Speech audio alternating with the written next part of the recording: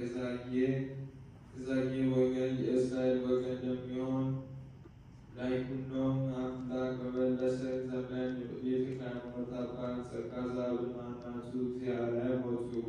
በዚህ ጊዜ ክሳት የተባለ አባታችን ተክለ ሃይማኖት አባት እናቱ ስለሞቱበት ጥልቅ ሐዘን ተሰማው። በዚህ ያዘነ ሲኖር ከዕለታት አንድ ቀን መንፈቀ ሌሊት ጌታችን ኢየሱስ ክርስቶስ በሥጋ ከደቀ መዛሙርቱ ጋር እንደነበረበት ሁኔታ በቅዱስ ሚካኤል ክንፍ ላይ ሆኖ መልካም ጎልማሳ ተመስሎ በራእይ ተገለጸለት። እዚያም ጌታችን ኢየሱስ ክርስቶስ ወዳጄ እንዴት ነህ? ቸር አለህን አለው። ብፁዕ ተክለ ሃይማኖት ጌታዬ ሆይ አንተ ማን ነህ ብሎ በጠየቀው ጊዜ የዓለሙ ሁሉ መድኃኒት የምሆን እኔ ኢየሱስ ክርስቶስ ነኝ። በእናትህ ማኅፀን ፈጥሬ የከበርኩ እኔ ነኝ። የእኔ ዕድል ፈንታ ትሆን ዘንድ የመረጥኩ እኔ ነኝ። በተወለድ በሦስተኛው ቀን አንዱ አብ ቅዱስ፣ አንዱ ወልድ ቅዱስ፣ አንዱ ውእቱ መንፈስ ቅዱስ ብለህ ተመሰግን።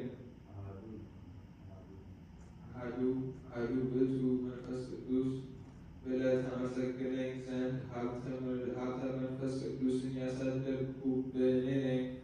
ከልጅነትህ ጀምሮ እስከ ዛሬ ድረስ ብዙ ተአምራት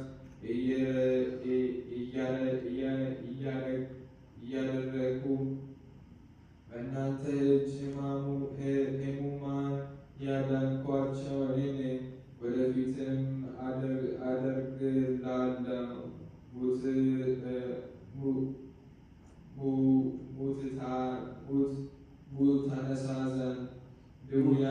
ሙት ታነሳ ዘንድ ድውያንም ትፈውስ ዘንድ ርኩሳን አጋንንትን ከሀገርና ከምድረ በዳ ታርቃቸው ዘንድ ዲያብሎስንም ድል ትነሳው ዘንድ አጋንንትን ከግርማ የተነሳ እስኪሸሹ ድረስ ታላቅ ስልጣን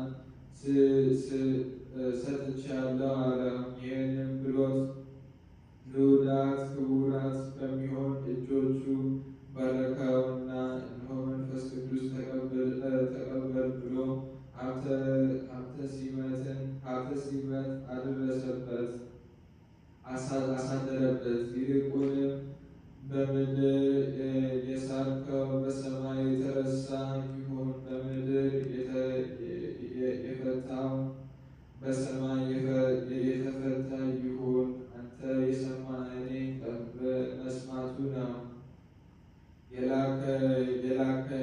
የላከኝ አባቴም መስማቱ ነው። አንተ አልሰማም ያለ እኔ አለመስማቱ ነው። የላከኝ አባቴንም አልሰማም ማለቱ ነው በማለት የሰማይና የምድር ስልጣን ሰጠው። ከዚያም ሰላሙን ሰጥቶት ከዓይኖቹ እስኪርቅ ድረስ ብፁዕ ተክለ ሃይማኖት እያየው በሚካኤል ክንፍ ላይ ሆኖ ወደ ሰማይ አረገ። ተክለ ሃይማኖት በመሬት ላይ ሰግዶ እግዚአብሔር እንዲህ እያለ አመሰገነ። አቤቱ ጌታ ኢየሱስ ክርስቶስ ሆይ ለእኔ ለኃጥእ የማይገባኝ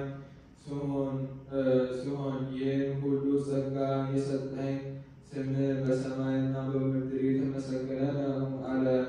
ከዚያችን ጊዜ ጀምሮ ኃይለ መንፈስ ቅዱስን ተመላ።